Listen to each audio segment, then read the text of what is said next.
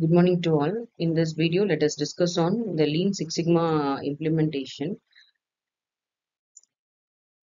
So, Lean Six Sigma is based on a set of principles which combines Lean methodology and a Six Sigma approach. So, all the quality principles are very much keen on the Lean principle to be followed in all the industries, especially manufacturing industries. Lean focuses mainly on eliminating wasteful activities, and a Six Sigma aims to improve the quality by reducing the causes of defects. So the main purpose of every company is to offer a product or service that the customers are willing to pay for it.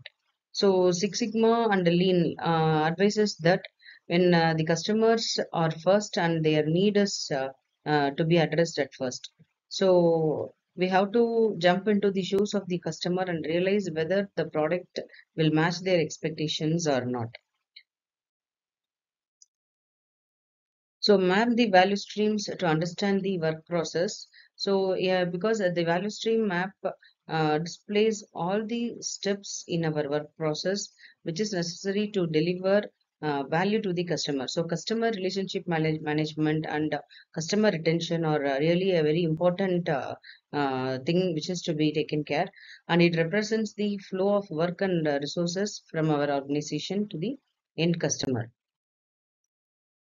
So this is the block diagram of value stream mapping.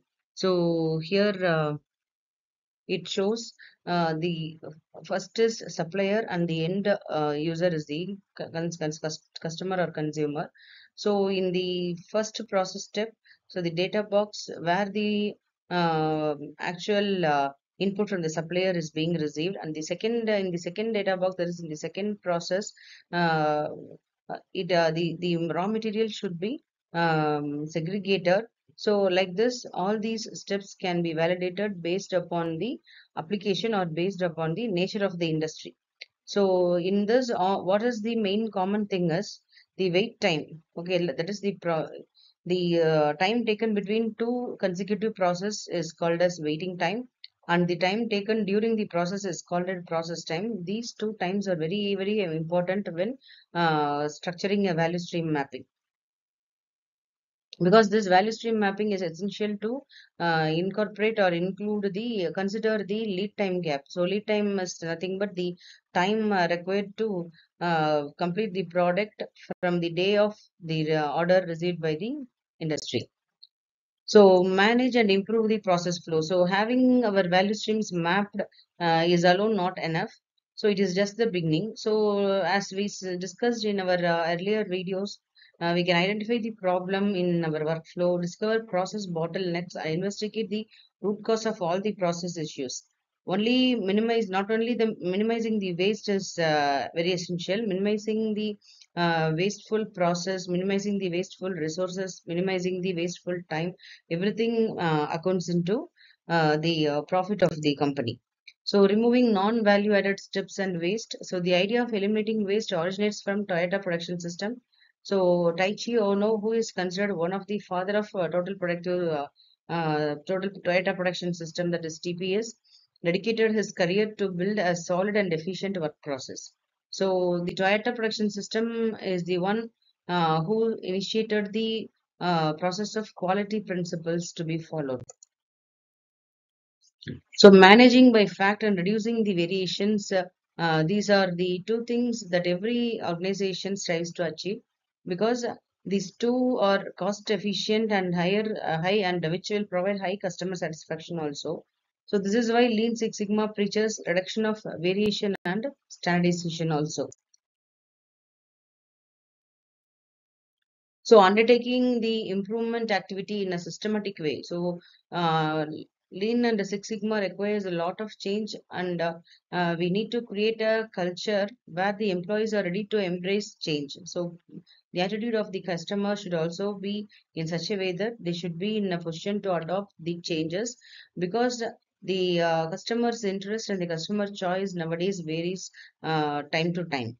So there is no larger gap in the willingness or in the interest of the customer. So in traditional cases, an industry can manufacture the same product with the same dimension for years together. But nowadays, in all the manufacturing industries, automation comes into picture, robotics comes into picture. So for these things are coming into action is the customers need variety of products and which are a customizable product. This is what the expectation of all sorts of customer nowadays. So this cannot be done only through manual methods. So this is why the main reason that most of the industries are behind automation from the past years. So however, nobody likes random changes. This is why they should be backed up by data. So involving and equipping people in the process. That is, process improvement is an integral part of Lean Six Sigma culture.